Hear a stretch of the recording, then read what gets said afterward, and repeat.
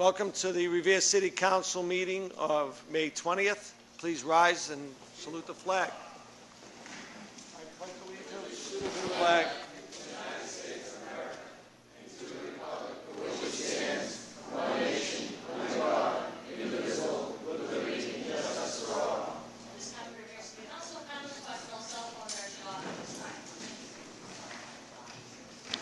Roll call of the members. Councilor Arrigo. Here.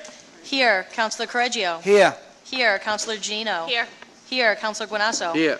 Here. Councilor Hess. Here. Here. Councilor Patch. Here. Here. Councilor Penta. Here. Here. Councilor Powers. Here. Here. Councilor Reardon. Here. Here. Councilor Zambuto. Here. Here. And Council President Novoselsky. Here. Here. Quorum is present. Okay, ladies and gentlemen, before we go into the hearings, I just want to set a few rules. Okay, number one,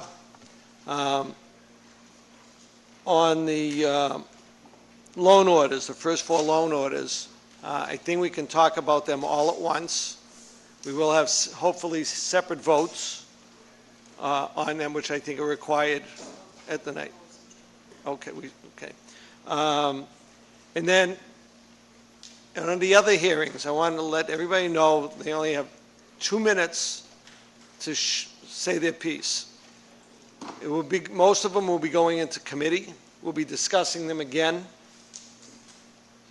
And then when it comes out of committee, we'll be discussing them again. So there's no sense of repeating ourselves 3 times. I ask the councilors to try and refrain from comments after a hearing unless we are going to vote on it tonight. And specifically the first 4 hearings, and at the end we have a couple late communications that we're going to need some votes on. Okay, so with that, Madam Clerk, item 1.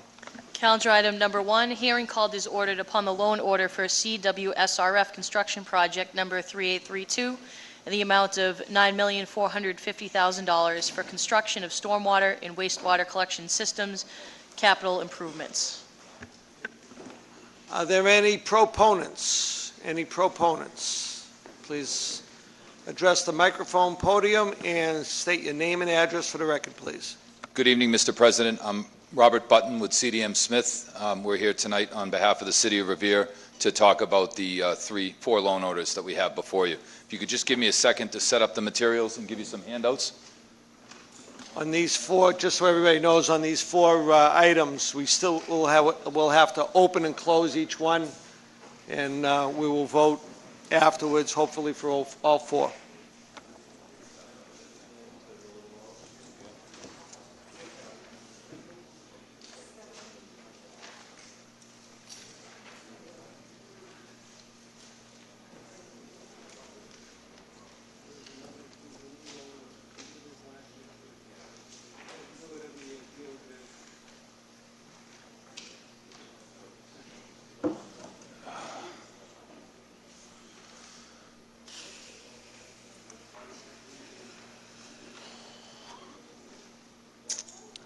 Kevin, could you hand me one of those two?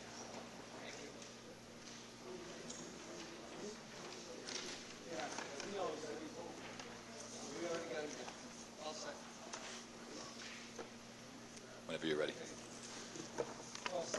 Great.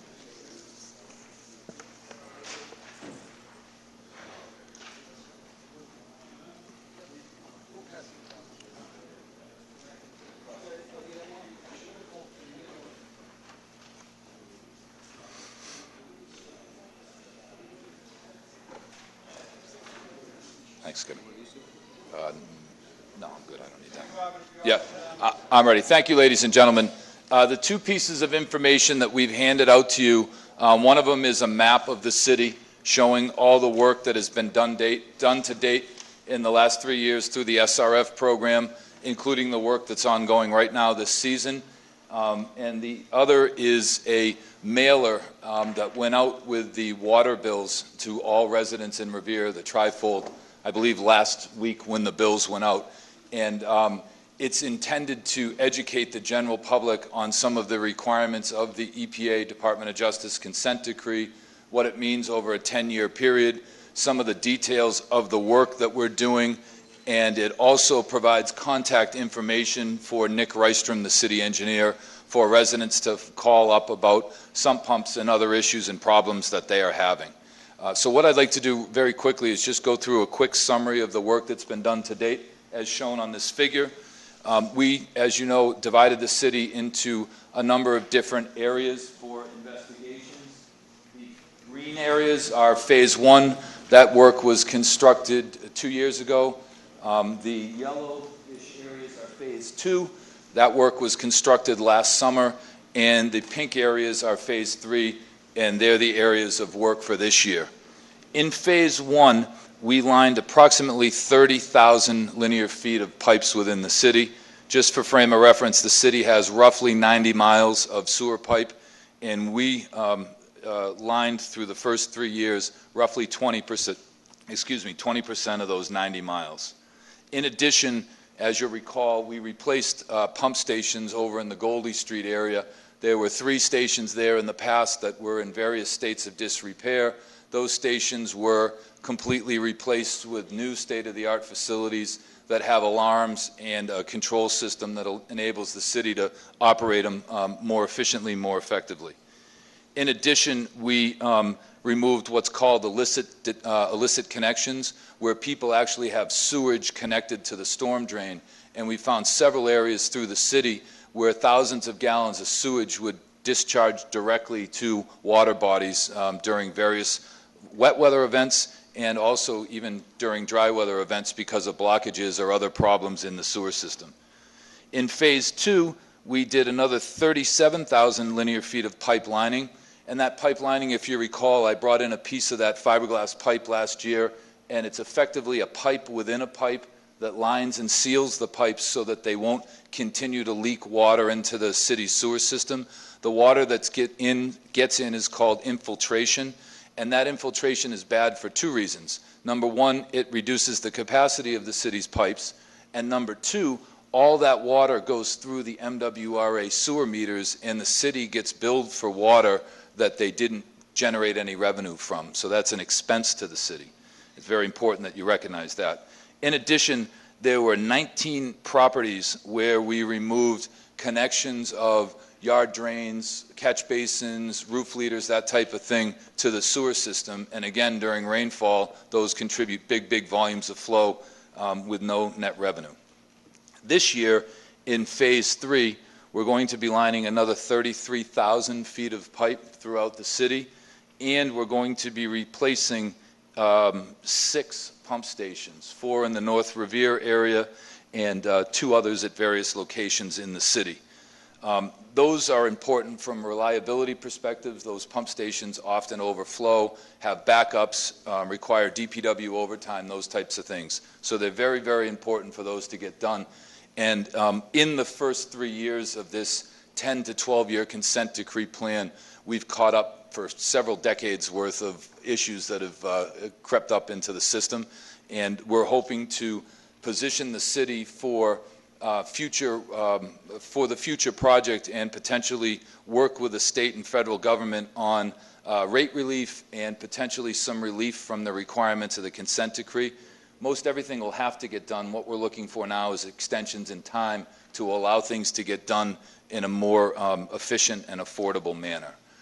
So we've made a lot of progress in terms of work that's been done, and much of that is summarized again in this trifold in terms of the first 3 phases and what's been accomplished, along with some information on the consent decree and then some jargon or some details that we would use.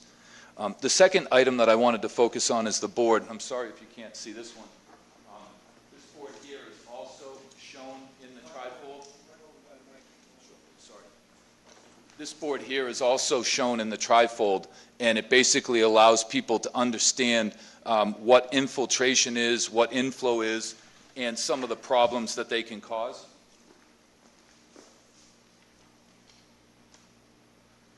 So for inflow sources, things like sump pumps. And I know I was before you several weeks ago, and we passed some regulations with respect to sump pumps. They're covered under this. Catch basins in the roads that are connected to the sewer instead of the storm drain are big inflow problems. And then things like cracked sewer pipes, cracks in manholes, cracks in people's service connections where water can leak into the pipe are also infiltration problems. So it'll just give you an idea of where we are with the work that's been done to date and what to expect over this coming year. The loan orders that we're here for tonight, there are 4 different loan orders, 3 of them related to the sewer system, 1 of them related to the water system. The first is the construction loan order, which is the 13123A, and that provides funding for additional construction projects for everything that you see on these boards that's outlined in pink, and it provides $2 million in construction funding for the sump pump amnesty program that we talked about. This will provide the city with the resources to help homeowners and ratepayers in the city get their sump pumps disconnected from the system. So it's probably the last part of that sump pump work that we started earlier in the year. The second loan order is 13123B, is for the CMOM work, and that's to help the DPW with planning of their capacity management and their O&M program, how to clean the sewers, when to clean the sewers, what sewers need cleaning, and other management and operations plans that the DPW needs to have in place to effectively run the system. The third loan order is 123D, just for the sewer system, and I'll come back to C, is to help us with investigations of the sewer system to plan the next year and the year after that's projects. We need to do quite extensive investigations into sewers that haven't already been inspected or investigated, and it also provides funding for what's called a house-to-house inspection program. As we move forward with the sump pumps, we'll be working with the building and the plumbing inspector and the city engineer and DPW to do inspections in homes throughout the city so we can identify sump pump problems and how to get those corrected. So those are the 3 loan orders with respect to the sewage and the wastewater work. The fourth one is for your drinking water system, and it's a distribution study and a hydraulic model. If you may recall, several years ago we did a study of the sewer system to look at places where the city needs to make investment in the sewers. This water study will look at the distribution system and how effective it is, areas where pipes need to be expanded to support development on the beach, for example, to support fire protection, those types of things. So it'll help the city catch up with some of the water system work that's being done. And that is basically a very, very quick summary of what we need to do. I would like to recognize that George Anzoni and Paul Capizzi are here. They've been working extensively with us on the SRF loan program and on the interactions with EPA and DOJ. And my colleagues John Doherty and Kevin Garvey are here with me tonight as well. So noted, thank you. We're not asking questions yet, John.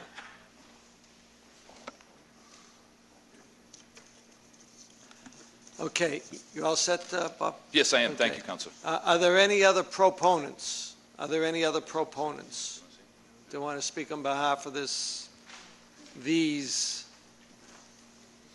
items? Name and address? Name and address for the record, please. George Anzoni, 141 Fenley Street, Revere, Mass. I'm the Director of Finance of the City of Revere. The loan orders as constructed by and that have been in place before you ones that we have to do. We are doing in accordance with the Department of Justice decree, consent decree, and that there is a possibility of a principal forgiveness on some of these loans. We don't know how much is yet. The SRF people, the SRF actually when they sell these bonds, they then tell us what the bond schedule is going to be and how much the loan forgiveness is. So we don't get to know that up front. So, but at the same time, is to be putting this further down the road, and they are aware that the passage of these loans will affect the water and sewer rate of a city. So we've had conversations with them, telling them that if they can place these loans in such a fashion, or issue these loans in such a fashion, that it would not have a tremendous effect on the tax rate on the water rate, rather, all at once. And they have been doing that, and it's been helpful to the cities and towns that do take advantage of these loans, and these loans have been very helpful to us in the past. So I'd like to be recorded in favor of the passage of these loan orders. Thank you. Thank you. Are there any other proponents? Are there any other proponents? Are there any other proponents? Hearing none, I'll close that side of the hearing. Are there any opponents? Are there any opponents? Are there any opponents? Hearing and seeing none, I'll close that side of the hearing. Now, what I want to do now is I want to open each section and close each section, and then we'll discuss it afterwards, okay? So we have 3 more hearings to go through. Okay, Bob has already addressed all 4 of them. So are there any other proponents on Section B? Any other proponents in Section B? Hearing is... Again?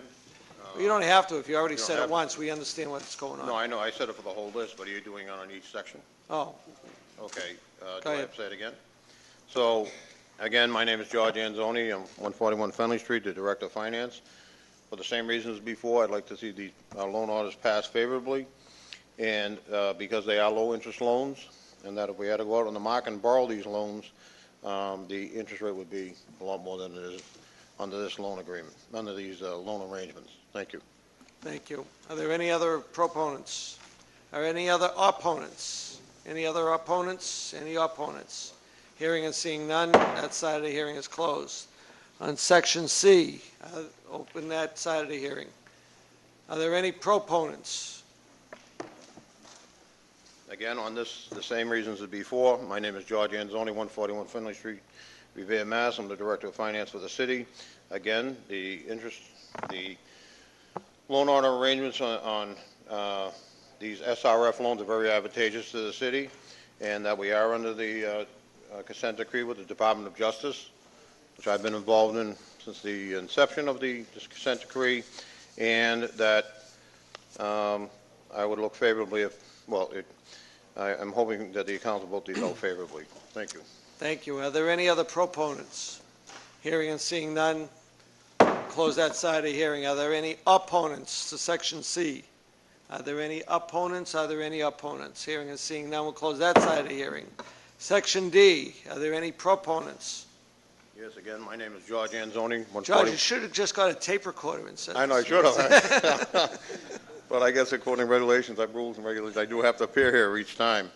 Again, for the same reasons as cited before, the loan arrangements that we have with the SRF are very advantageous to the city, and if we had to go out to the open market, the amount would be much greater. The fact that we have the loan from the SRF also is favorable to our financial statements. And I hope the council votes favorably on these loan orders. Thank you. Thank you, George. Are there any other proponents? Hearing and seeing none, we'll close that side of the hearing. Are there any opponents? Are there any opponents? Are there any opponents? Hearing and seeing none, we'll now close that side of the hearing. Councilor Correggio. Thank you. Remember what I said, Councilor. Thank you, Mr. President. I can appreciate all the work being done. I think it's a win-win for the city of Revere. My main concern right now is the ratepayer and the taxpayers. I've already been through half the city talking to a lot of people, and how much is it going to affect the individual ratepayer as far as the water rates? I mean, that's a big concern. We need to do what we can for the individual ratepayer, a taxpayer on these water rates. Sure, Councilor. A couple of answers for you. Number one, through the SRF program, as Mr. Anzoni indicated, the DEP has what's called principal forgiveness. Revere, because of its classification as an environmental justice community and because of some of the green elements of the project, qualifies for principal forgiveness. On the Phase 4 project, it was about $250,000. So out of the borrowings that were done for about $6 million, $250,000 of that came back to the city as a grant, if you will, from the DEP and the feds. That helps. The work that we're doing actually helps tremendously because it keeps water out of the sewer system that shouldn't be there, and the water that shouldn't be there goes through the sewer meters and causes the rates to go up. So if we didn't get that II out of the system, the rates would actually continue to go up and would probably go up even higher, so that helps out. The other thing that it does is it rehabilitates and extends the life of the infrastructure that enables the quality of life for residents to improve. We're trying to eliminate or mitigate sewage in people's basements, those types of things, which are a nuisance and a public health issue. And it'll support the long-term economic growth of the city, which we hope will help with taxes and those types of things.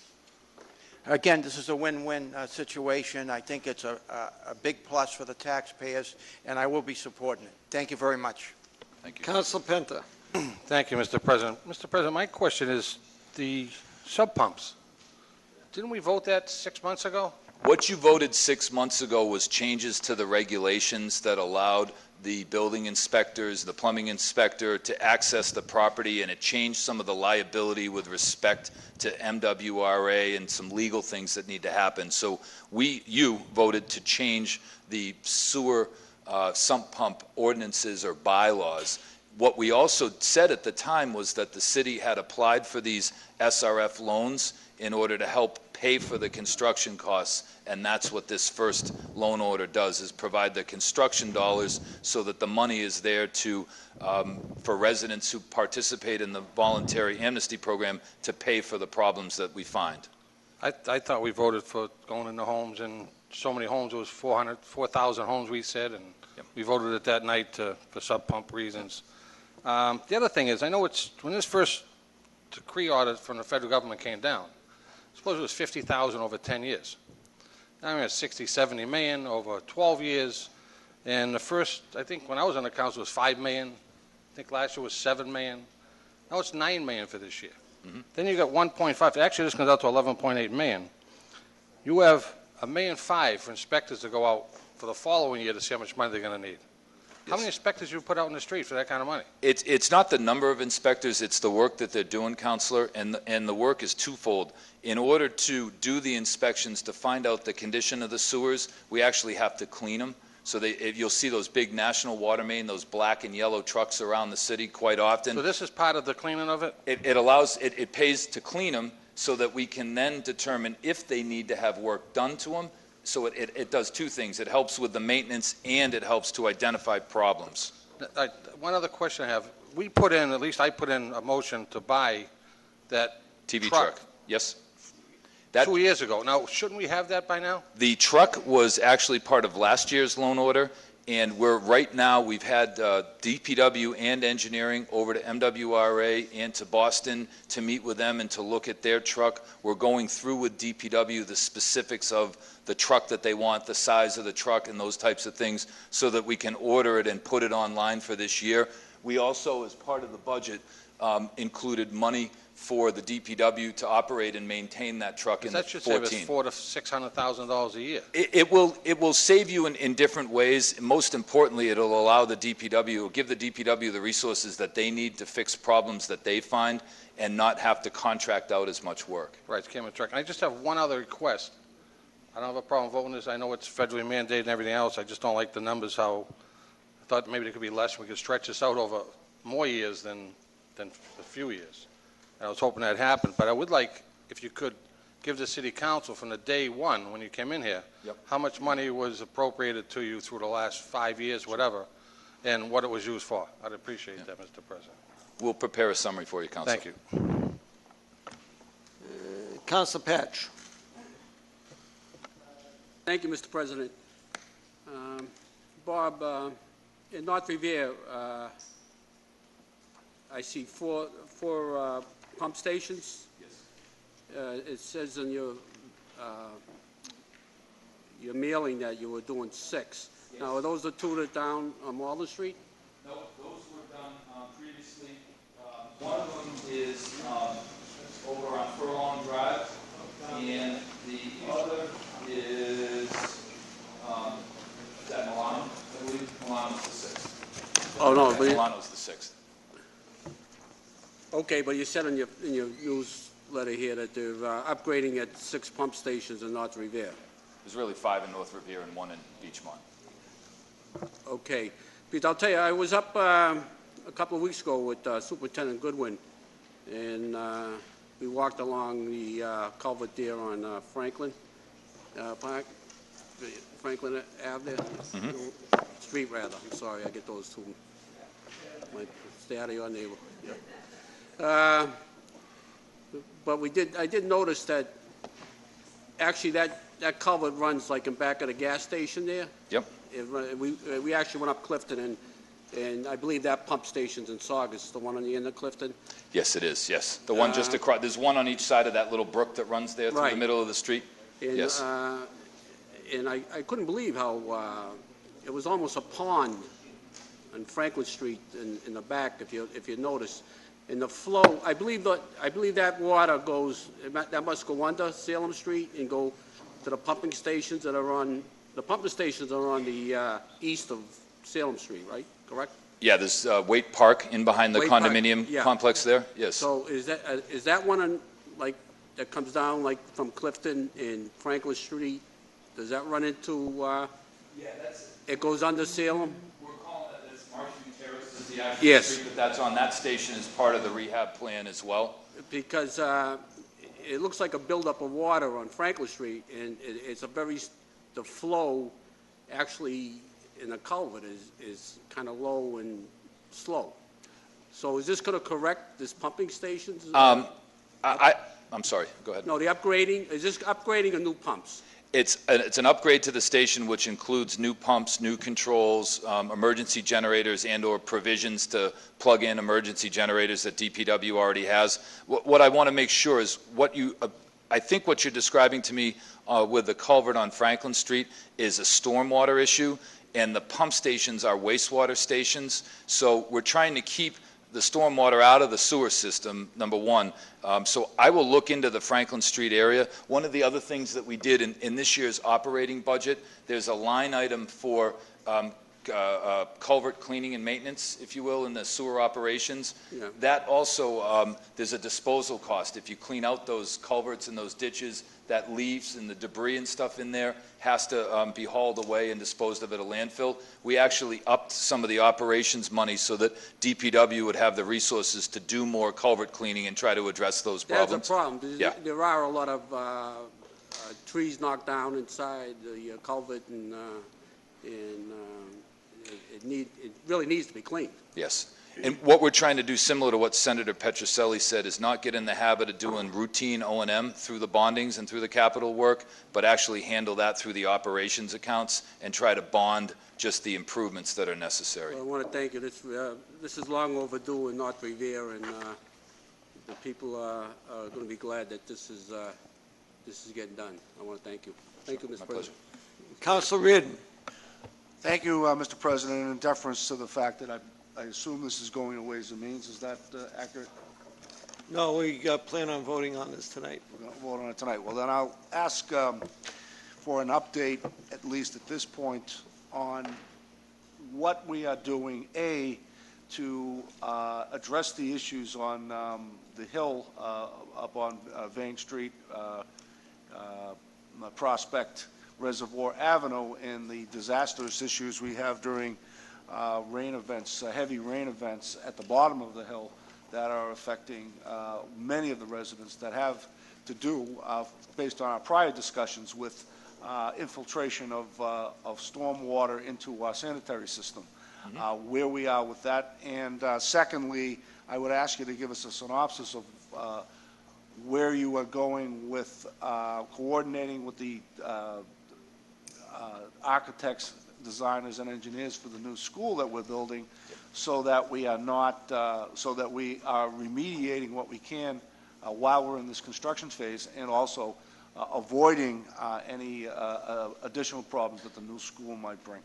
Sure, absolutely. Very good points. And actually, things that we're looking at, the very first loan order that provides the construction dollars includes construction monies for drainage improvements in the very area that you're talking about.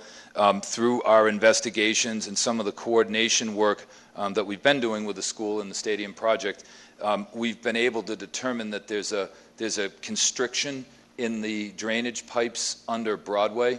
So the whole area that comes sort of down off the hill, through the park, through the new school site, is in a very large, I think it's 36 or 42-inch pipe that necks down to about a 24-inch pipe as it goes underneath Broadway. So one of the projects that we're looking at is to have a consistent diameter pipe all the way through so that that flow won't get backed up into the areas that you were talking about and then end up in your sewer or people's basements or those types of things. So that's one of the projects that we're looking at. One of the other projects that we're looking at to deal with the sewer overflow issues, and I know there was a December storm this year that created some heartache for folks, is downstream in the sewer system. There's a sag and an area where we believe some pipe may have separated, and we're doing some investigations downstream and looking at upsizing capacity to handle that area. And then, as you'll notice, we've done a bunch of lining work sort of in the central part of the city, and other than that December event, which might have been a combination of things, I think we didn't see major problems through the spring, generally speaking. So not for every storm, not for every instance, but I think as a whole, we're seeing benefit now throughout the city based on the first couple of years of work that we've done. And as far as the new schools Yeah, concerned, and with the new school, what we're looking to do is the drainage system for the school and the fields will be tied into that drainage pipe. So by upsizing that pipe, we hope to help with that issue. With respect to the sewer connection at the school, we're looking at the elevation that it comes out. It's not in a mechanical room in a basement that's lower than the road so that that room will fill with sewage, those types of things. And we are coordinating with the planning department and the engineers and architects working on the school for those issues. At this point, are we considering any potential for storage of overflow and excess water in high-density storm issues, situations? With respect to the school, we're looking at a bunch of different options like that. With respect to the city as a whole, we are looking at storage, but that's a very complicated and expensive proposition, and one that we need to balance with the regional improvements being done by MWRA. So that's something that we would see in the 3 to 5 or 7 year horizon. We're trying to get the housekeeping work cleaned up as quickly as we can, and those bigger projects will come with time. And lastly, the constriction that you mentioned on Broadway, I assume thereafter the constriction, it goes back to the same diameter. Yes, it does. Yeah. When do you think we'd be able to address that constriction? The way the SRF process works now, that if tonight this is voted on favorably, we will work with the city engineer between now and October to make our submittals to DEP. They will review it to make sure it's proper, and just like the last couple of years, it'll go out to bid in January for construction starting April 1 of 2014. Thank you very much. Sure. Council Powers. Thank you, Mr. President. Sir, you mentioned monies added to the culvert and cleaning, okay? Yes. Can you give me an idea how much money that would be increased by, and also when that would take place? I would hope that some of that money, or a good part of that money, would be used on the Central County and the Eastern County ditches down there. So I think you've asked me 3 questions. Number 1, how much? I'll defer that one for a second. Number 2, when? It would be part of the fiscal 14 budget, so it would be available starting July 1. Okay. And then, yes, with respect to the ditches that you mentioned, they've been identified along with several others throughout the city that we're trying to work on. So that we can get as many of them cleaned up. There's also a pile of debris that's in the city's DPW yard that's been there from the last couple of years, and we're trying to get some of that debris shipped out as well.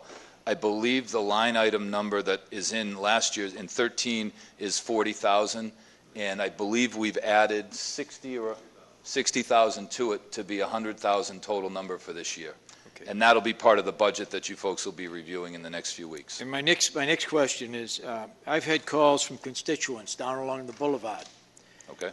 Regarding the gravity-fed lines that come out of that force main. The force main goes into those gravity-fed lines that run from around 600 Boulevard down to the Oak Island section.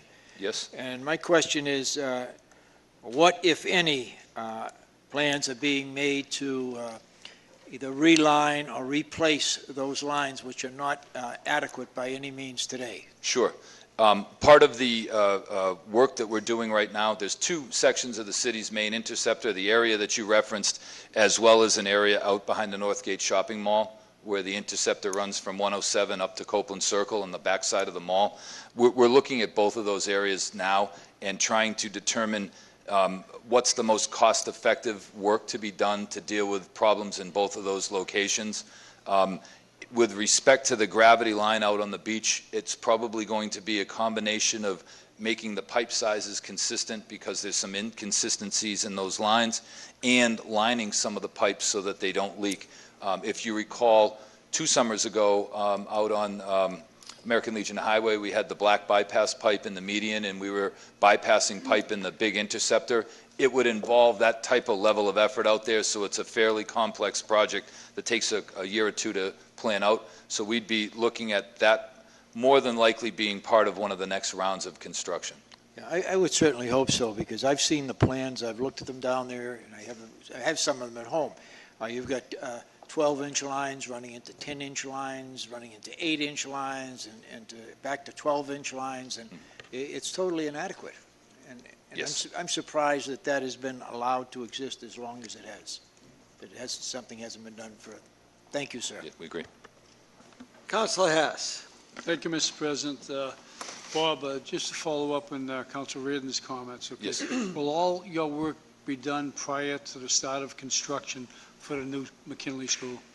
Yes, absolutely. And what we're trying to do is look at things being done even a year in advance. So if, to the extent we can get the drainage work completed before the school even opens, because I believe it's fall of 15, if I remember correctly, that the school is opening. Right. It gives us almost 2 years, basically, to get to that point, and Because, that's our focus. the flooding down here in heavy rainfall, Proctor Ave, Mountain Ave, okay, Yes. Broadway, that whole area is inundated with water. Yes, it is. We think we found out why with that pipe constriction, too. That's part of the problem. Okay. Would that be going to the high school, the property? Yeah, I believe it does. After it goes through Broadway, it goes down along the backside of the high school, then out. Exactly. Yeah, out by Necco and out to the beach that way. I honestly believe that this money, and it's an awful lot of money we're asking the taxpayers to foot, without question. If I'm not mistaken, it's a 10-year program to the tune of almost $100 million. That's correct. All right, and this is the first stage. It's nice to see that you put in almost $10 million for the citizens of the community, because under normal circumstances, if they are illegally hooked up, they would have to assume the complete cost of that. Yes. So right now, the city is bonding that to make it easier, especially in the Ward 6 area, Geneva Street, Toscano, and all those areas down there. Someone indicated the cost of it to the ratepayers, without question. I mean, it's, 25 for water, 75% for sewage. What we're doing is we're extracting that sewage out of the system. So in the long haul, it is believed that that should save the taxpayers or the, water subscribers a tremendous amount of revenue, because you don't have it overlapping into the water system, the sewage system into the water system. And this is a system that's 150 years old. We're making some major improvements, especially when we're required by DEP to make them, and hopefully, as an end result, the taxpayers of the community will benefit in the long run. Maybe not the short run, but without question, the long run. I would agree with that, yes. Thank you, sir. Thank you. Councilor Guanasso. Thank you, Mr. President. Bob, I'm witnessing CDM doing work all along Revere Street now, from Hutchinson Street all the way up to Lowell Street, and it's a massive undertaking. And I've witnessed myself the infrastructure itself, the piping that's being replaced. If that's similar to what's existing throughout our entire community, boy, we're in trouble. We really need this work as soon as possible, because the infiltration, whether it come from groundwater or wherever it's coming from, rain is going into our system. We're paying for everything. Everything's going right into these old, dilapidated, and some of the system is up to the age of 100 years old. Yes. And beyond. And then I understand there's some pipes that leads to nothing. It doesn't go into, doesn't have a connector. So I don't think the whole entire public knows how severe this is. And the cost pains that we're going through today will be the benefits of the future, because the future generation will reap the benefits, obviously, of what we're doing today. So this is in advance of what we should be doing for our community, protecting for the future and working on their behalf. But I did see some of the work, and I compliment your workers there with CDM, as I presented myself to them. I told them if there were any questions that the neighborhood had, who would I be contact to? So, Bob, you're the guy. And so I said I was familiar with you, and they said, that's great, because he could get it resolved for you. Thank you. The people are watching, they're seeing what's being replaced, so they're painstakingly seeing the disruption of their neighborhood, but they're seeing firsthand what's being done and what's down there, and it's scary. And so I keep up the good work. It's expensive, of course it's good. It's expensive, and we're going to try to do this as financially feasible for everybody in our community, because we don't want anybody to be overburdened by any financial matter. So thank you, and again, you'll probably be hearing from me, because they're out there working early this morning. Thank you. I'll pass that on to my and staff. They're probably saying, who's this guy staring at me? And that's me. All right. Thank you. Thank you, Bob. Thank you, Mr. Councilor. President. Councilor Zambudo. Thank you, Mr. President. I'll be brief. We were all shocked and disappointed and terrified when this federal consent decree came down and forced us to spend millions and millions of taxpayers' dollars. But in the long run, it will be a benefit. Unfortunately, some of us won't be around to see the benefit because of our age. However, Bob, I guess I would ask you to just tell us about the improvements that we actually see at this stage of the game. You might want to break it down and roughly what we've spent to date and what we've really gotten for that money, because there is some benefits to what's been done in spite of the pain that the ratepayers are going through because this was forced on us. So we have to do this, and I think at least we can tell the citizens that there is some improvement here, and life is getting better. Although I don't know that the rates will ever come down in our lifetime, but there you go. That's what I'm looking for. Sure thing. As I said before, there's been a lot of benefits, and I would argue that you will be around to see them because they already exist now in some ways. This area here is out in the Goldie Street area, and this is the parking lot at St. Mary's Church. And we used these for a public meeting last fall when folks were a little concerned, if you remember, Councilor Patch, on some of the flooding and the drainage issues before we had done the paving. What they didn't realize is the water that you see bubbling out of this manhole and basically running across the parking lot into the playing field is sewage. And there's toilet paper and other sewage-like materials that have been in that wastewater that overflowed to the Little League fields for years.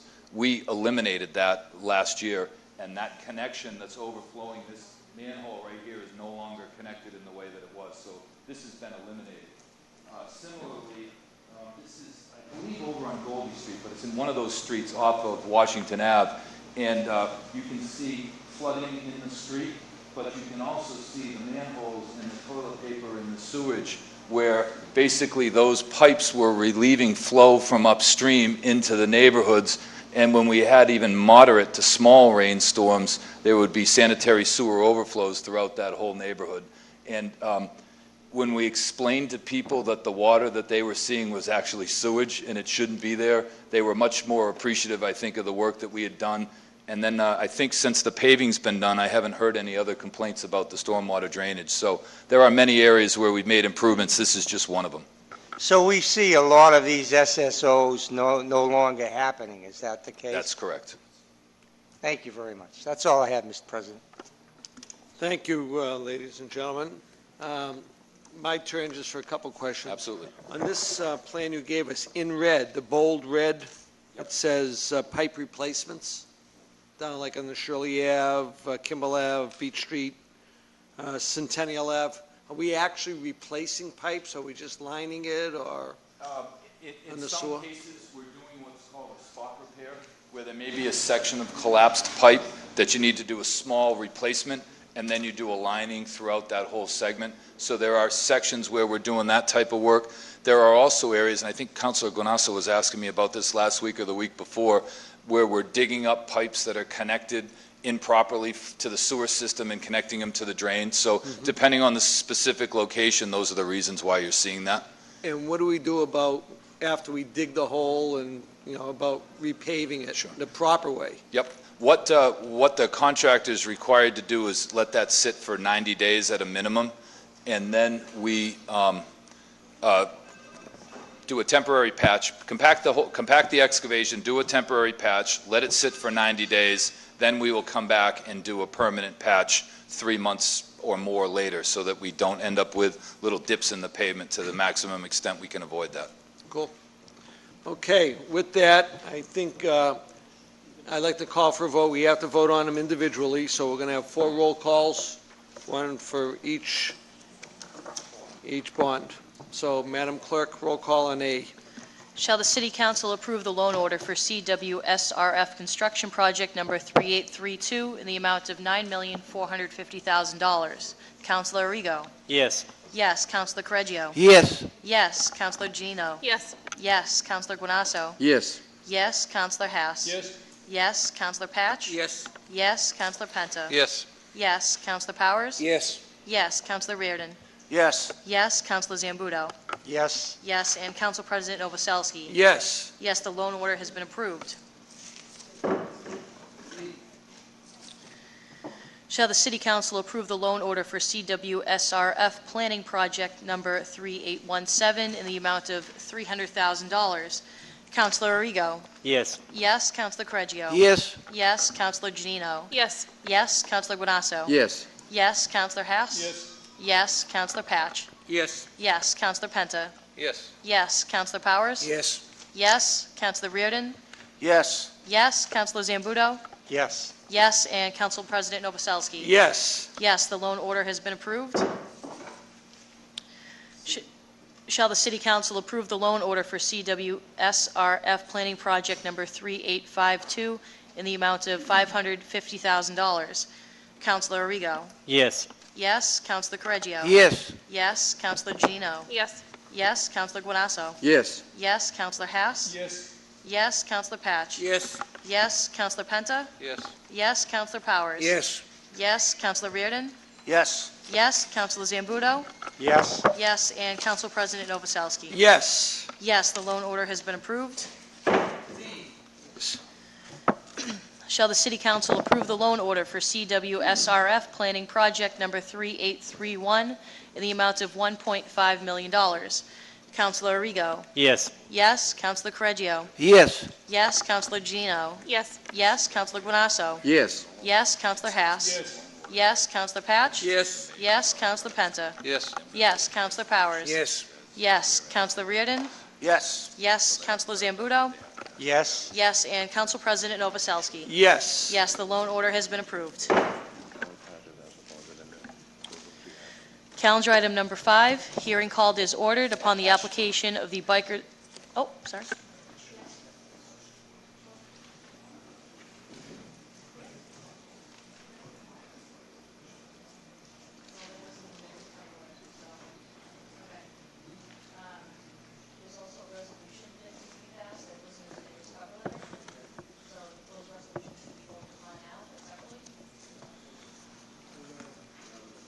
We have resolutions that go with these that were not included in the packet. They were, and they were in the mayor's cover letter. So all resolutions will vote, one vote for all 4. The actual paperwork was included with the packages. It's just the call out for those. Yeah, thank you.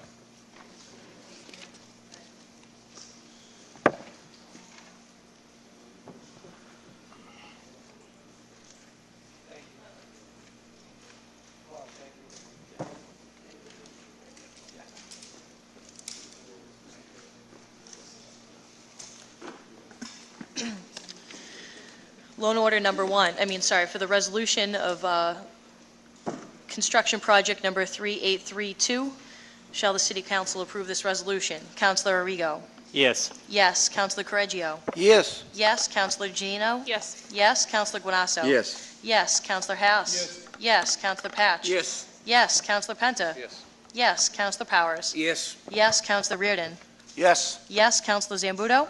Yes. Yes. And Council President Novoselsky? Yes. Yes, the resolution has been approved for construction project number 3832.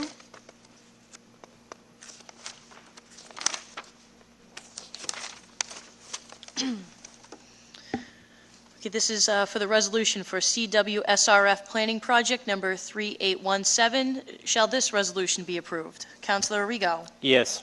Yes. Councilor Correggio?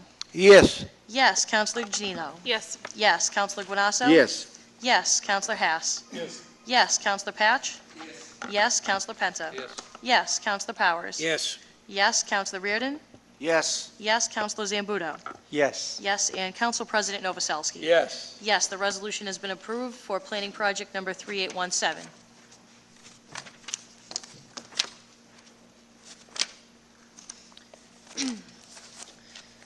Shall the City Council approve the resolution for CWSRF Planning Project number 3852? Councilor Arrigo? Yes. Yes. Councilor Correggio? Yes. Yes. Councilor Gino? Yes. Yes. Councilor Guanasso? Yes. Yes. Councilor Haas? Yes. Yes. Councilor Patch? Yes. Yes. Councilor Penta? Yes. Yes. Councilor Powers? Yes. Yes. Councilor Reardon? Yes. Yes. Councilor Zambuto? Yes. Yes. And Council President Novoselsky? Yes. Yes, the resolution has been approved for the planning project number 3852.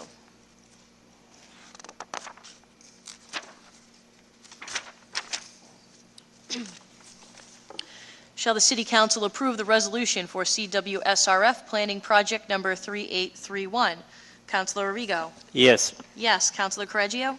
Yes. Yes. Councilor Janino? Yes. Yes. Councilor Guanasso? Yes. Yes. Councilor Haas? Yes. Yes. Councilor Patch? Yes. Yes. Councilor Penta? Yes. Yes. Councilor Powers? Yes. Yes. Councilor Reardon? Yes. Yes. Councilor Zambuto? Yes. Yes. And Council President Novoselsky? Yes. Yes, the resolution for planning project 3831 has been approved. Thank you, ladies and gentlemen. Have a good night.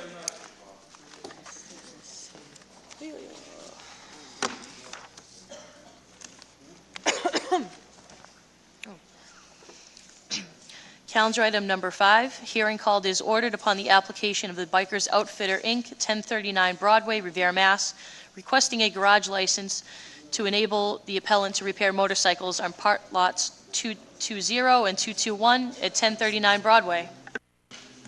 Are there any proponents? Seeing some, name and address for the record, please. You are the applicant? You're the applicant? Push the button on the box on the bottom. There you go.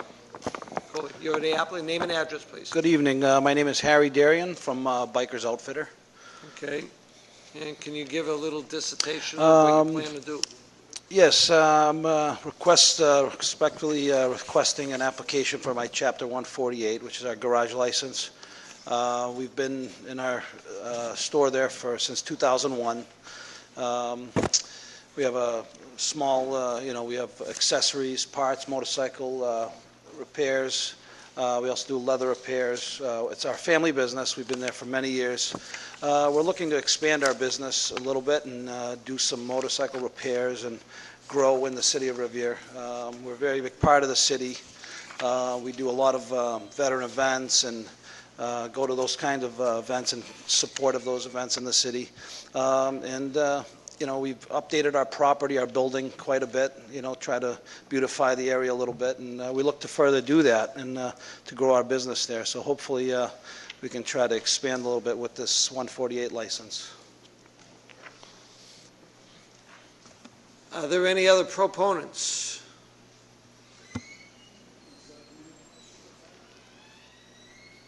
Name and address for the record, please. Albert Terminello, 21 Eastern Avenue. I'd just like to add that I've known Harry and his business for a long time. I've been past president of the Revere Chamber of Commerce twice, and he's been a long time good neighbor business in Revere.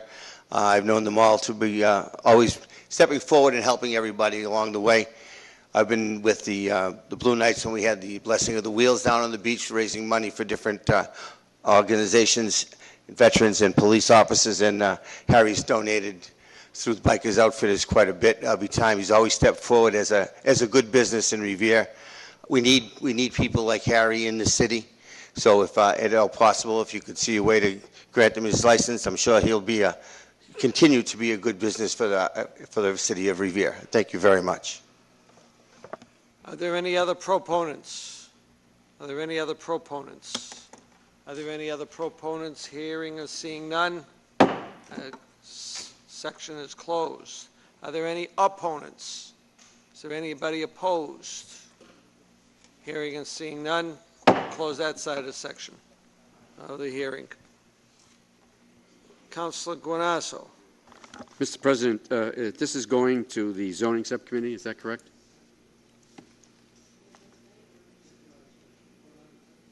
You can't vote on it tonight if there's no objections. You can't vote on it tonight. Yep. Mr. President, bearing that in mind, I represent this area. It's a portion of Ward 3. I haven't had any inquiries against this particular business. The only thing I can say for Bikers Outfitters is that they keep a terrific location. They keep it up clean. They also would be contiguous with what's in the neighborhood now. Master Auto is his neighbor to the right, and they have a repair shop there, and they keep their property well too. And to your left is Action Towing. So you're really in a neighborhood where you do have a couple of residential abutters. They have not reached out to me to seek my opinion to go against this or otherwise. So you must be good neighbors with them. So I really don't, Mr. President, I don't have any objection because this is the nature of the request and it doesn't have to go to zoning subcommittee. Then if it's the will of the council, I have no reason why we couldn't vote on this evening and move it forward to enable Harry to continue his business and as in his words, grow his business as we hope he does for our community and for his family's sake. So I make a motion on the floor if it's advisable to go forward and vote favorably on this application. Thank you, Mr. President. I agree. Good. Thank you, Councilor. Just so you know, the fire department has signed off on this, but they have put a restriction that you can't repair more than 3 motorcycles at a time. Okay. So with that, at this time, roll call. Shall the City Council grant the relief requested on the Chapter 148 license application for 1039 Broadway? Councilor Arrigo. Yes. Yes. Councilor Correggio. Yes. Yes. Councilor Gino. Yes. Yes. Councilor Guanasso. Yes. Yes. Councilor Haas. Yes. Yes. Councilor Patch. Yes. Yes. Councilor Penta. Yes. Yes. Councilor Powers is absent. Councilor Reardon. Yes. Yes. Councilor Zambuto. Yes. Yes. And Council President Novoselsky. Yes. Yes. The Chapter 148 license has been approved for 1039 Broadway. Motion to suspend rules in hopes it does Suspension of not rules. All prevail. in favor, all opposed. Hoping it will not prevail. All in favor, all opposed. Vote so ordered. Thank Back you. to regular order of business.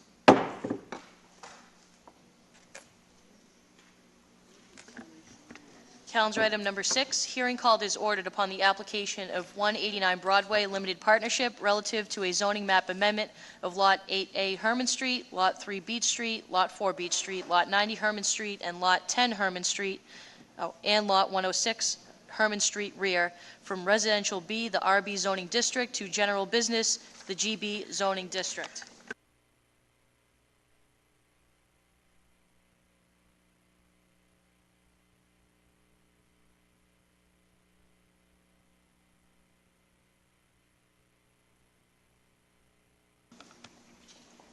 Okay, we're going to open up this side of the hearing for proponents, and I just want everybody to know that we cannot vote on this tonight. It will go into zoning following this meeting.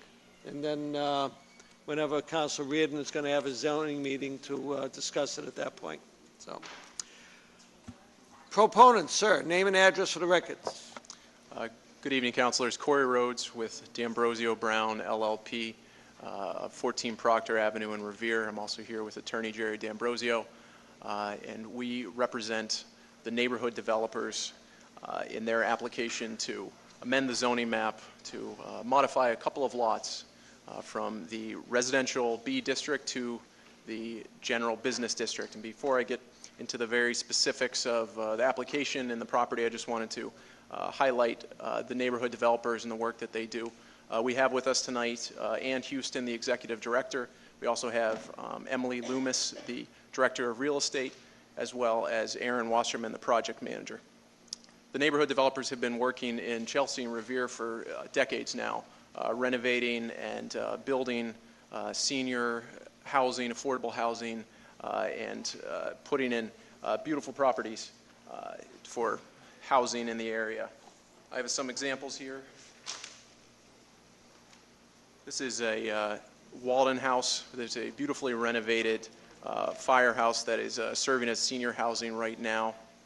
We also have Spencer Green.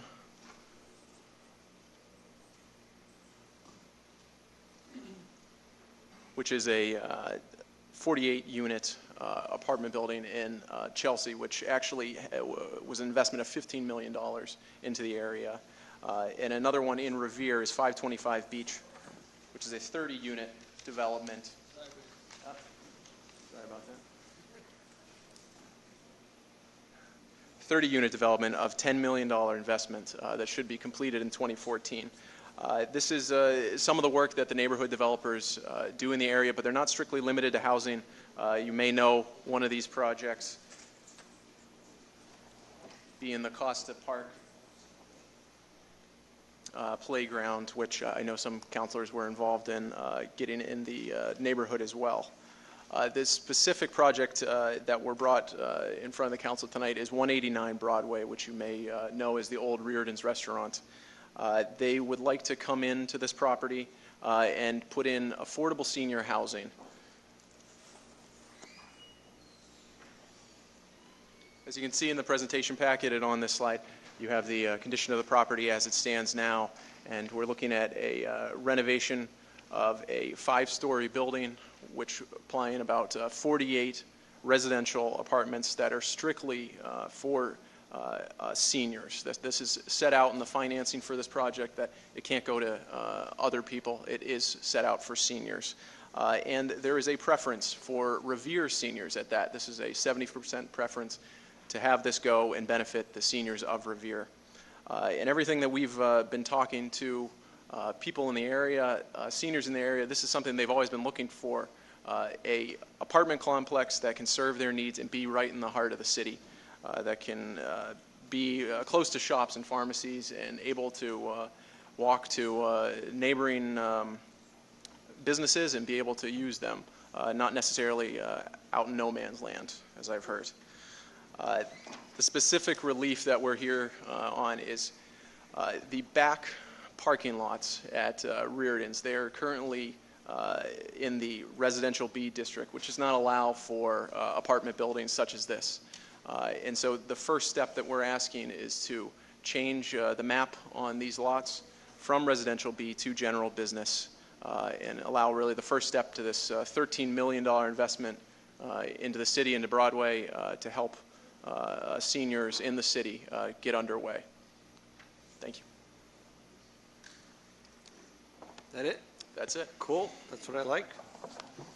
Okay, are there any other proponents? Any other proponents?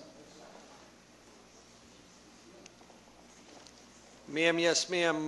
Name and address for the record, please. Push the button on the box. There you go. Rose Napolitano, 250 Cushman.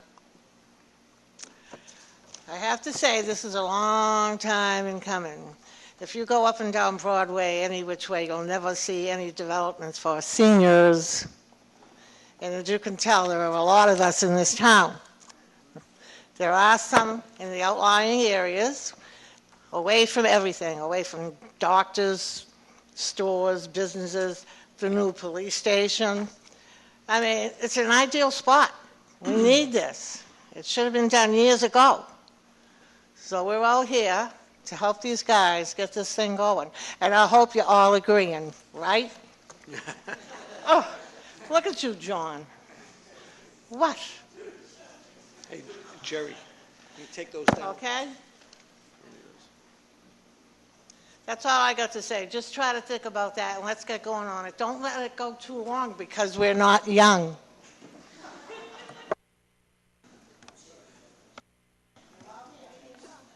I was gonna ask how many are in favor of this.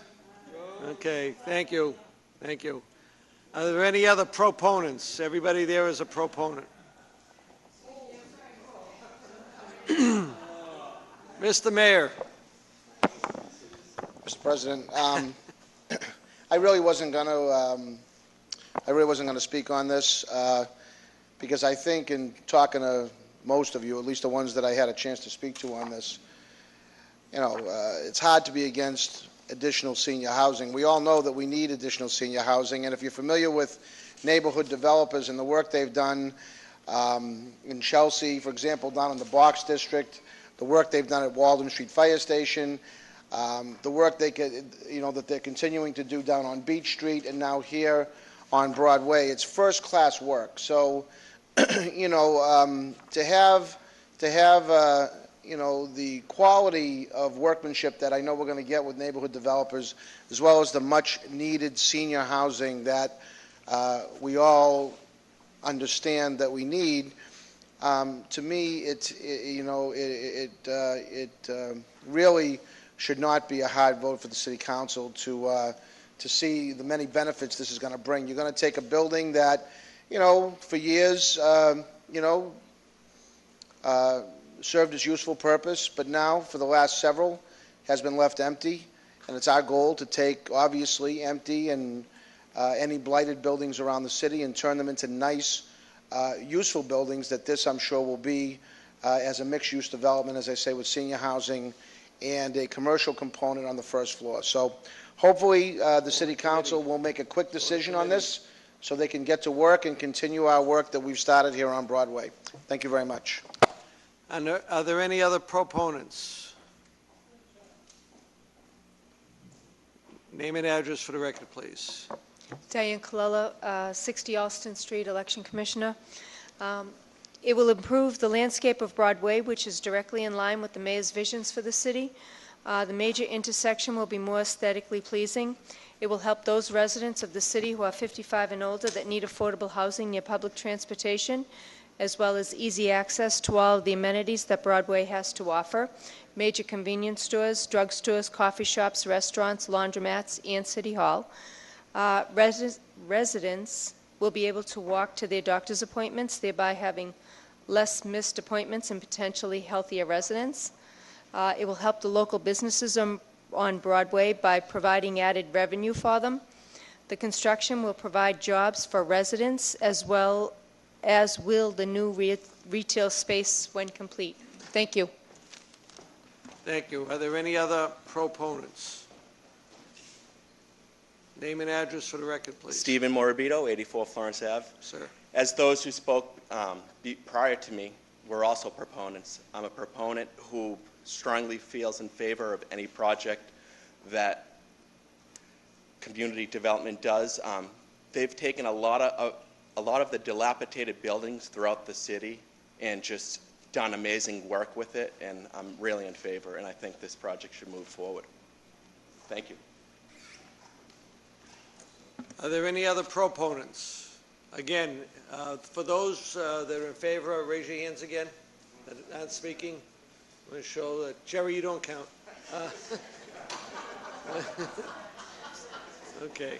We will note on the record that there are other 10 proponents for this when it comes up. Any other proponents? Hearing or seeing none, that side is closed. Are there any opponents? Is anybody opposed?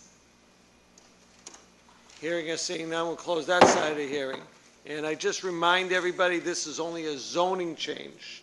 They will have to come back later on for a special permit, which will probably include variances, whether it be side yard, front yard, or whatever, and also parking. So just be made aware that this is going into committee. Councilor Reardon. Thank you, Mr. President. I'll be very, very brief. As a former minor owner of the real estate, I endorse the theory of senior housing. It's something that would make me very, very happy to see this senior housing. Especially, I am especially happy that there will remain a retail element on the bottom floor, according to proposals.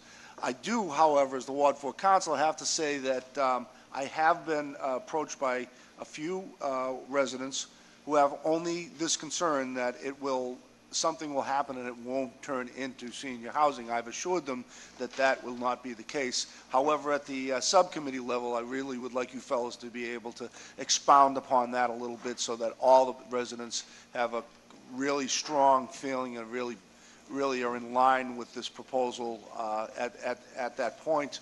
I would also like you to give us some idea at that point of what you think you will be needing for special permits, et cetera, so that we can kind of work on this. It's true, as the council president has said, this is the beginning of a process with the zoning change. And again, everybody seems to be in favor of it with, again, the proviso that we'd like some assurances that it remains senior housing and forever, and that, you know, for obvious reasons that I've gone on and on and on about the turning of commercial property into residential property is, I think, in the broader scope of other housing has hurt this city, which again does not involve senior housing. So I would ask that at the subcommittee level that you fellows are prepared to discuss that a little bit, the particulars on how we'll know that this will be senior housing going forward and won't involve children and families and things like that strain our infrastructure, quite frankly. Thank you, Councilor. Just briefly, I do want to clear up one misconception that I've heard a couple of times today. This is not 250 Broadway. I've heard that from a number of people, and I want to come right out, say it outright. This is not 250 Broadway. There's not a rerun of 250 Broadway, nothing like it, not the same developers, not the same project, not the same intended scope. We'll delineate that further in the subcommittee meetings. This is elderly housing. With a preference for Revere elderly. Okay, so that's what this project's about, and we'll expand on that a little bit further at the subcommittee meeting. Thank you, Councilor. Councilor Penta. Thank you, Mr. President. This does reside in my ward.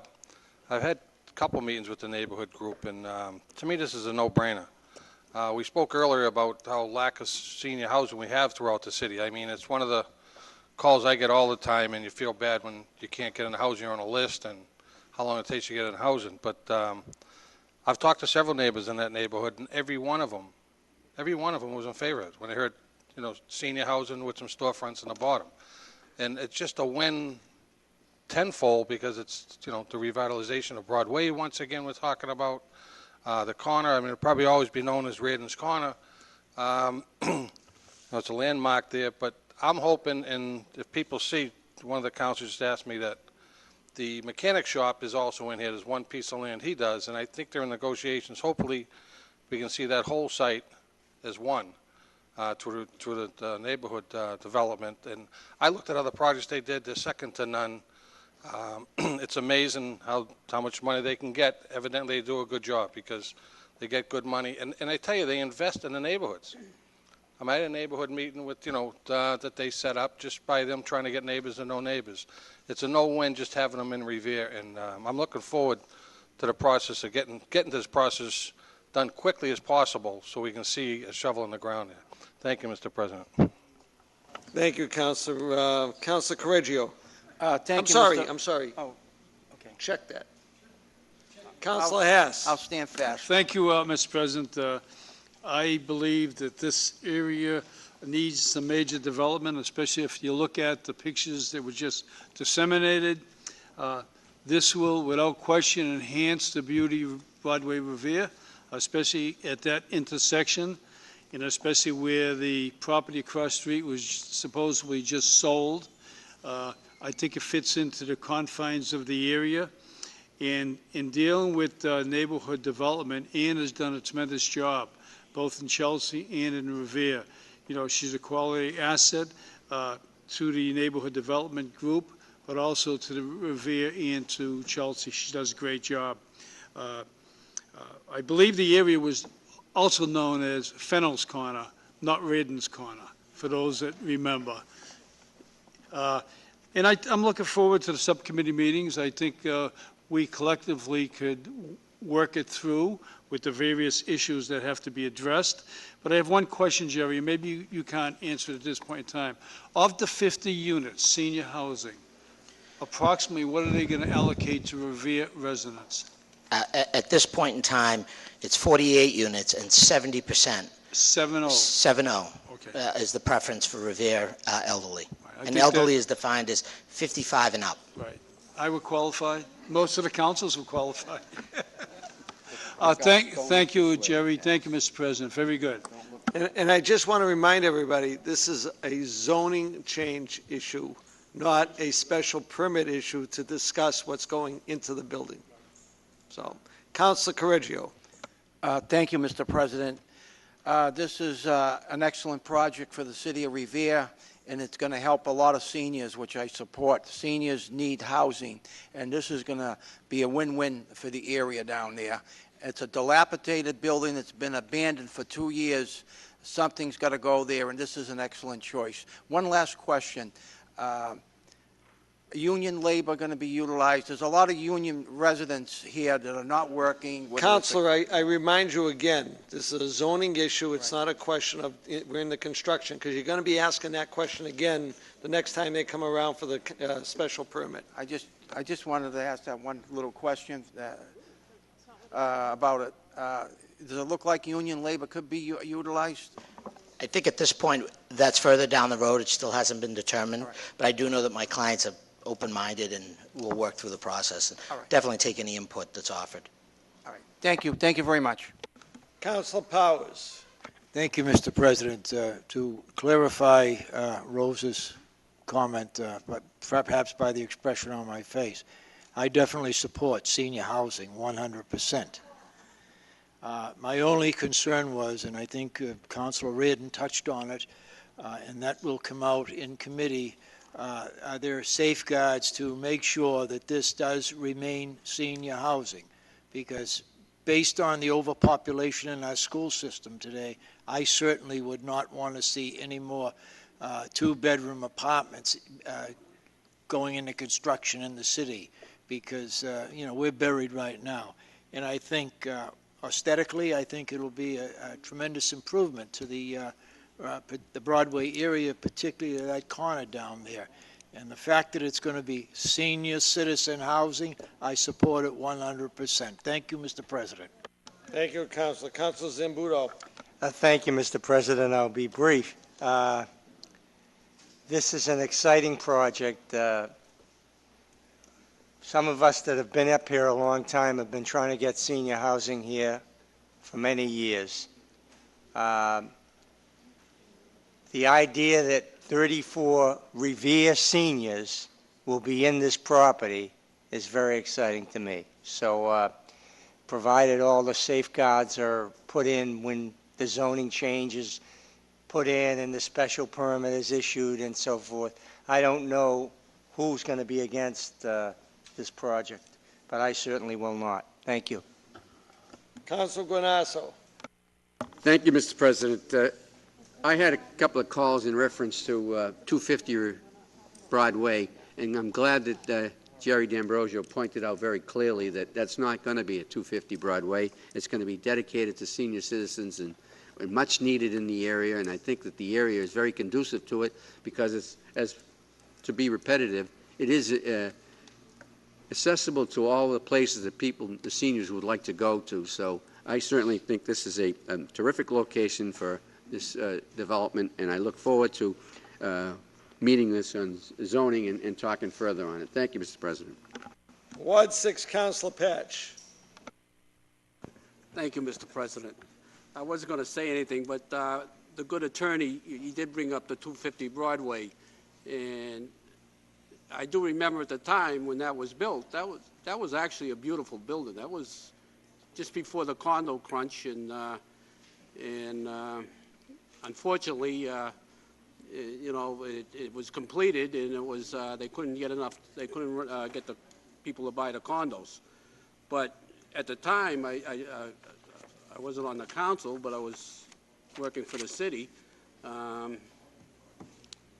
There was an opportunity that the city could have bought that, and that would have been a great spot for. I think Councilor Jordan at the time brought that issue up to make it senior citizen. And unfortunately, working in the police afterwards, I wish it was a senior citizen building. Because believe me, we were quite busy there, and I don't know if they still are today.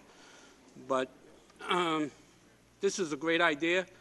As you know, I've always in my ward, I've been for getting rid of all the empty buildings and for commercial development, and I'm glad some of it's going to be commercial. And of course, we're taking care of the seniors. What's better than that? So I'm going to be for it, and hopefully we can get it done. Thank you.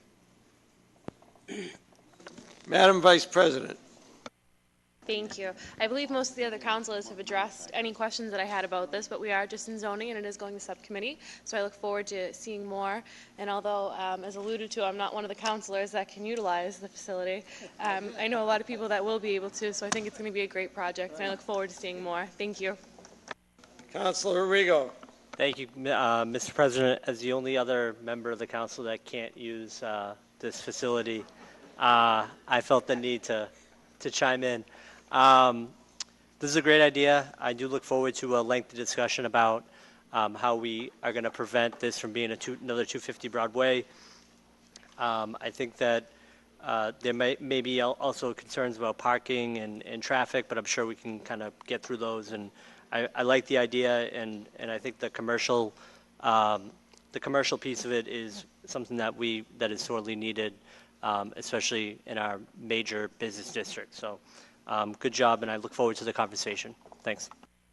Thank you, Councilor. I'm glad Councilor Penta brought up about that other piece where the shop is, because I was questioning, because where that's in the package, and I didn't know where it stood, but I think that would be a nice block for the type of building that they want to propose. If it looks like this, I love it. I like the commercial on the first floor and the housing above. I think it's a great idea, great use of the property, and I'll look forward to the special permit when they come in. And I just want to vouch and actually put myself in as a proponent. Having dealt with the neighborhood developers for the last 4 or 5 years, ever since they moved into their first building of the old fire station, they've done an outstanding job, and I can't speak any higher about them and the work they've done in my ward. So, and I look forward to 525, and maybe some more money will come up from some foreclosures, and we can pick up on them too. So, with that, this is going into the zoning committee, and this portion is closed. Calendar item number 7, hearing called is ordered upon an ordinance relative to certain persons not represented under Massachusetts General Law, Chapter 150E, that should read Section 10. Are there any proponents? And I want to just, again, reiterate that this may take some time. I know everybody has a lot of comments they want to make, but I would hope that right now it is going to go into Ways and Means, and that we keep our comments to a minimum, knowing that it is going into Ways and Means, and we'll be able to work on it. Mr. Mayor. Mr. President, members of the council, I do appreciate you prefacing this whole public hearing with saying it's going to go to Ways and Means. I feel like people have made decisions. We haven't had the public hearing yet. I've heard that I blindsided people. I simply asked for a public hearing. I don't know where it's all going. I mean, I'm up here in the interest of treating our employees fairly, the ones that are not represented under collective bargaining. There is one caveat to this, and that is Donald Goodwin is covered under collective bargaining, so should not be part of this ordinance change. If I do anything, we'll do some impact bargaining with respect to Mr. Goodwin, But, these people are up here. I'm not up here advocating for a raise for myself. I'm up here advocating for employees of our city that work hard each and every day, that I see work hard each and every day. And just to, people that have not received an increase for years and years, because they're not part of collective bargaining. Now, I just went through these contracts where people got raises, but yet because these people are excluded, they're just going to be shunned. Well, I'm going to stand up for them. And, including Mr. Goodwin, who is not here tonight because he's not part of this ordinance change. They in my opinion, and I have some documentation that I'll provide in anticipation of the, of the committee meetings, they are not, in many cases, on par, in some cases not even closely on par with some neighboring communities. Now, this can cut both ways, too. You can get a study and say this one makes this, in this city this one makes that. I'm talking about, as a matter of fairness, looking at the salaries where they're making now and what I've proposed, I think treats them fairly, treats the city fairly, where they've been excluded because of collective bargaining. I think that we collectively have to look at it and determine what's fair and what isn't. And I understand all that. I understand that people, these are difficult times. In my opinion, and I was talking to Senator Petroselli earlier, and we were talking about this very issue. We said, when is a good time for a raise? When's a good time? Is there ever a good time? But, I always like to put myself in the other person's shoes. And if that's me, and I'm sitting there doing the jobs that, for the people that I've put in front of you, I would want to be on par with what a lot of my colleagues make. So I'm grateful, Mr. President, to you that you are at least going to take the next step and put it into committee. I don't know if you have, it doesn't appear because it wouldn't go to committee, I don't think. If you have a predetermined notion on which way you're voting, I'd like to be able to come to a committee meeting and share some of these numbers with the committee members. And that way there, you can see for yourselves, if this is right or if it's not. But, I at least want the opportunity to go into committee and talk about it. Like I say, I wasn't looking to blindside anybody with this. This all is like part of the day-to-day operations here. I know when I was a city councilor, I wasn't involved in the day-to-day operations. I was off doing other things like many of you are. I had my own business to run. Some of you are, some go to school, some have jobs. I mean, this happens to be my full-time job now. That's the reason I bring it up to you when I do. It's not to like hit you with something. Did it come up as a late communication? Yes. Could it have held over another week? Probably. But I had it done. I gave it to Ashley, and I put it before the city council.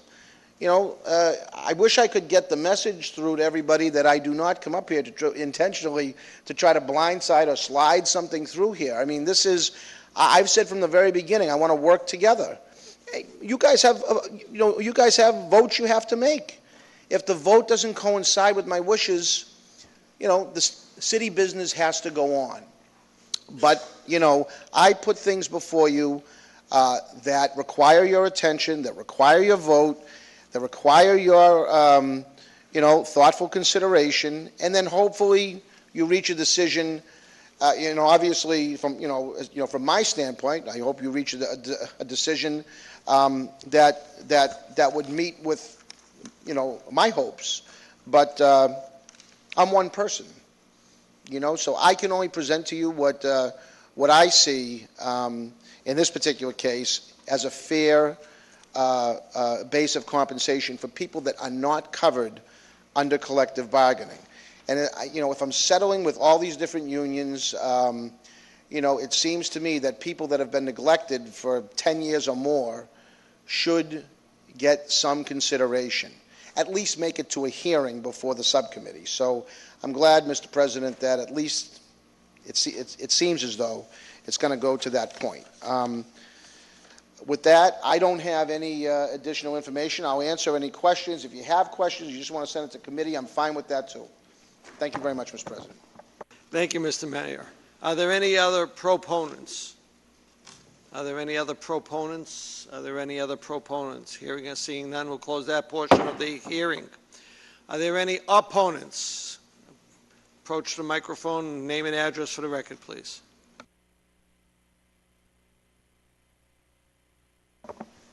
Albert Terminello, 21 Eastern Avenue.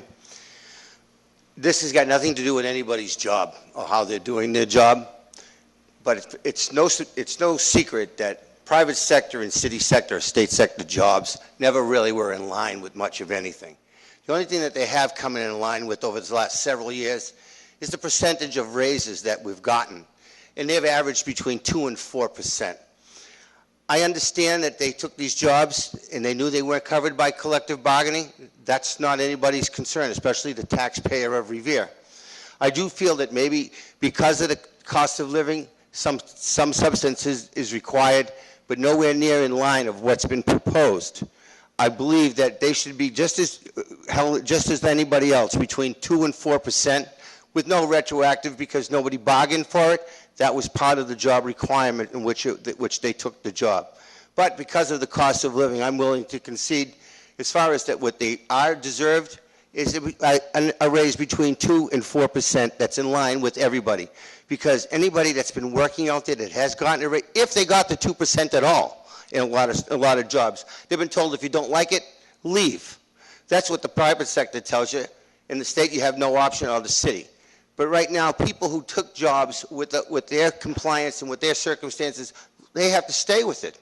So I'm saying that they might be entitled to something, but it should be in line with what everybody else has been getting, because we have to pay our bills with a 2% to 4% raise. Well, I'm sorry. I think that anybody else should get just that with no prior consideration of retroactive. Thank you very much. Are there any other opponents? Are there any other opponents? Are there any other opponents? Hearing or seeing none, I'll close that side of the hearing. Again, I ask the councilors that we will be going into committee of Ways and Means on this, and Chairman Arrigo will handle it.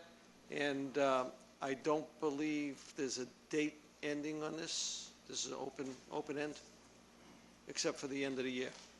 Okay. We do not have any time restrictions on this, so it's something we can talk about. I mean, realizing that we have budget coming up in a couple weeks, I hope, Mr. Mayor.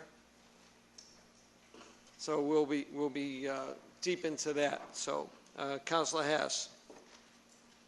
I just want to make sure that it was going into subcommittee. It is. And as you are aware, during the budget process, one way of addressing some of these issues would be that the council vote to consider people's adjustments to the pay. All right? It doesn't have to be in this manner, which we just received last week as a late communication. I'll speak at the subcommittee. Councilor Patch. Thank you, Mr. President. I just got a question for the mayor. Does this mean that Superintendent Goodwin is out of this? Superintendent Goodwin is out of this. He was one of my department heads that I looked at that was, I believe, underpaid in comparison to a lot of his counterparts. He should not have been included in this. We would have to go into basically impact bargaining. Okay, I just wanted to, because it was a lump sum that he's out of that lump sum that's being considered here for raises. Yeah, even though I believe Superintendent Goodwin deserves a raise because he does a very good job, and you know. Yeah, no, but for the purposes of this ordinance, you are correct, Councilor. He is not included as part of this ordinance because he's covered by the union. Okay, and I got one other question. As far as the clerk, is her salary under this ordinance also, or is she part of the clerk? Councilor, it's going to be going into committee. We're going to be able to ask these questions again. I'm asking so, Yes, she is included. Okay, thank you, Mr. Thank you. Mayor. Councilor Penta. Thank you, Mr. President. I'll try to be brief. I have a question for the mayor, and then I'll make a short statement. Mr. Mayor, you mentioned in the past, the unions usually got 3% raise, 3.5% raise. Unfortunately, the last few years, it's been tough, and you gave them a 2% raise. Now, someone like the city solicitor is trying to tell me he hasn't had a raise in 10 years. Yes. So if he got 2% over the last 10 years, it'd be 20%. When Mr. Chaminello was speaking, that's kind of what I was thinking. I mean, you know, in the interest of fairness, which is all that I am interested in. I'm not interested in anything No, other than fairness. I know where you're coming from. So in I this. understand what you're saying, you know. I look at it this way. You're the CEO of the city. You know, we have to do checks and balances. But you know, you've been in there a year and a half. You know what these people have done. Saturdays, Sundays, nights. I've seen them out here at nights. I asked what the lights doing on, who was in there with the Suffolk Downs and everything else. The amount of hours they put in, and you feel like you're rewarding them by giving them something they should have got years ago. And I appreciate that. And you know, the city should be run like a business, and maybe someday the taxpayers make it a break, because they haven't got one in how many years. The last break, I think, might have been under Haas, might have been a nickel raise or something, a nickel increase. You're right, but that's when it was the best, that 1 year. But what I'm saying is, unfortunately, you know, running like a business, you see things happening. I've never seen so many positive things in the Boston newspapers as over the last year and a half. Our local newspapers, always been negative. The last year and a half is nothing but positive. Tonight, look what we had up here tonight. The police getting rewards, certificates, and everything else. I mean, go on and on. And like I said, positive things breed positive results. Negatives breed negatives. And I firmly believe in that, and I respect you coming up and taking it, because it is never a good time to give somebody a raise, never. But to hear someone that didn't get a raise for 10 years and saying that 15 to 20% they're getting now is, you know, if they had it proactive, it means a lot more. Trust me, if you got 2% on a 2% on a 2% over 10 years, it probably comes out to about a 30% raise. So I commend you. I'm looking forward to go to Ways and Means with this, discuss it more, and I'm glad you see the potential, the people putting the effort in, because you would not give them a raise if they didn't put the effort in. I know you. And, you know, you see it. You know, maybe the people don't see it. You know, they're out there hours and hours, probably working 60 hours a week sometimes, with not asking anything. And I know when this thing came up, I asked one of the people involved in this. They had no idea they were getting a raise. So it wasn't them coming to you.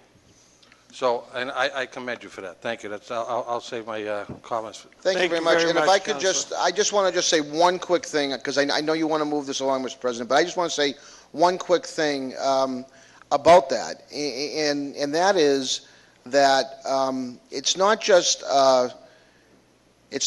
that, you know, I see how hard they work, you know, day to day, but when you look at surrounding cities and towns and the number of personnel they have being paid in these positions compared to what we have, that in and of itself will tell you the workload that they're handling at less money than they would get otherwise. So that's the only reason, and you are right. They did not approach me for this.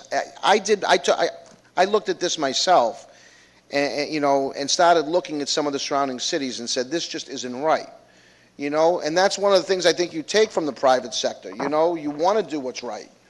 And, you know, not that you don't want to do what's right in the public sector, but the public sector oftentimes gets maligned for doing anything, you know. So, but I think you have to look at good employees and do what's right. So that's it. Thank you. Thank you, Mr. Mayor. With that, this will go into, Ways and Means.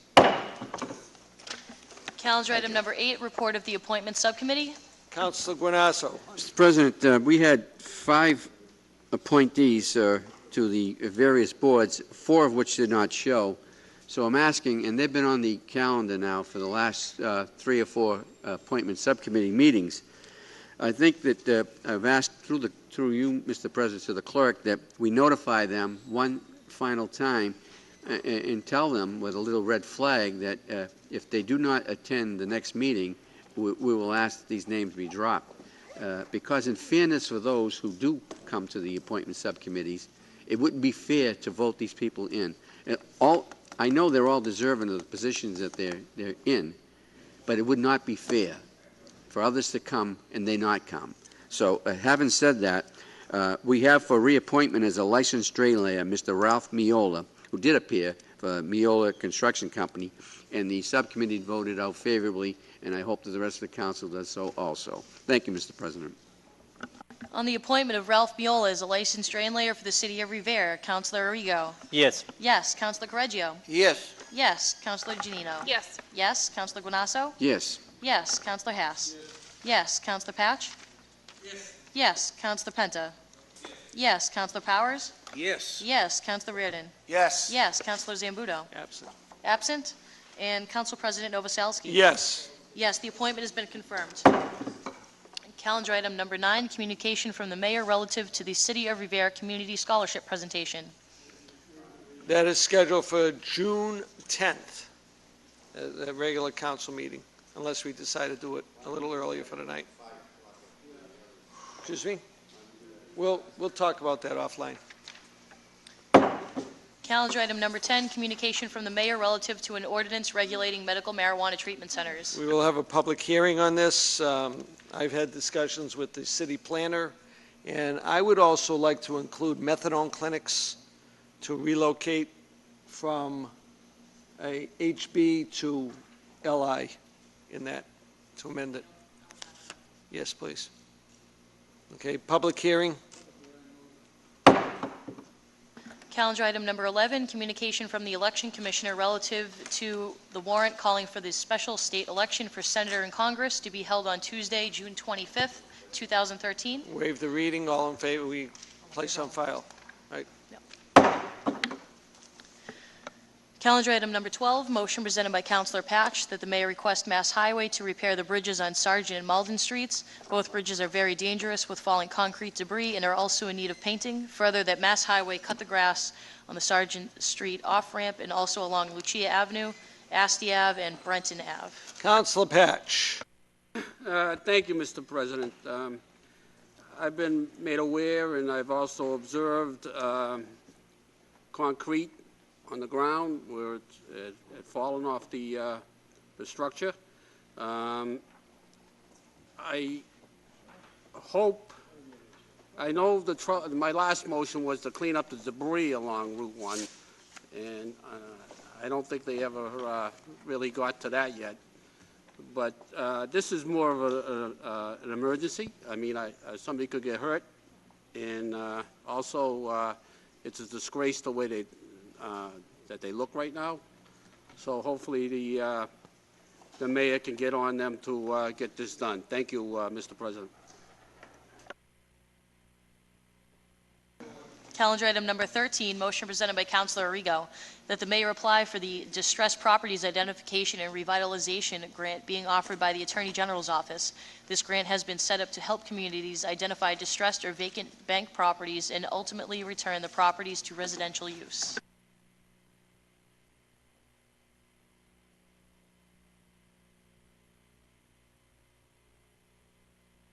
Councilor Arrigo. Thank you, Mr. President. On May 9th, the Attorney General's office had issued a press release about this grant program, which there'll be $1 million available to the Commonwealth, and I just wanted to make sure that we jumped on it and that the mayor's office was aware of this opportunity to really kind of take some vacant properties and be able to make them suitable for living. So, thank you, Mr. President. On the motion, all in favor, all opposed, vote and so ordered. Number 14. Calendar item number 14, motion presented by Councilor Patch that certificates of merit be issued to firefighter Mir Solo, firefighter O'Hara, Captain Rossetti, call taker O'Hara, and Officer Mullen for their quick-thinking actions that ultimately saved the life of a teen attacked by a guard dog. Councilor Patch. I just, I didn't realize, I was asked Thursday to put this motion in, and I was told it had to be, to make it official, there had to be a motion made. And from what I understand, that is true, so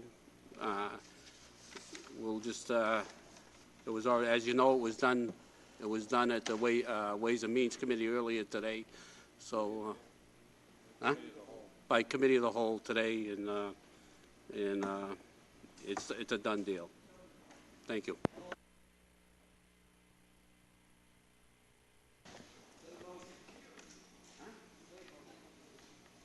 Late motion presented by Councilor Correggio that the mayor requests National Grid to install a streetlight on pole number 3516 at 145 Charger Street. Councilor Correggio. Thank you. I was down there the last couple of days, and a lot of residents on Charger Street brought it to my attention. It's very, very dark there at night, and it's a serious safety hazard on that street. There's a lot of traffic that goes down there out to Squire Road. So hopefully they can put a street light up for a matter of public safety for the Charger Street residents. Thank you. And add Councilor Patch to that motion. Add Councilor Patch as amended. All in favor, all opposed? Vote and so ordered. Late communication from National Grid seeking permission from the City Council to install conduit at 300 Broadway.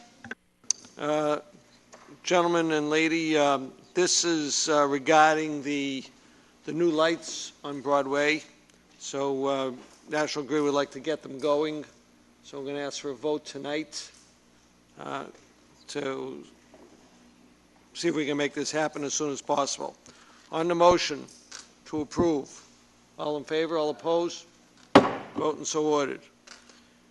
Late communication from National Grid seeking permission to install conduit at 249 Broadway.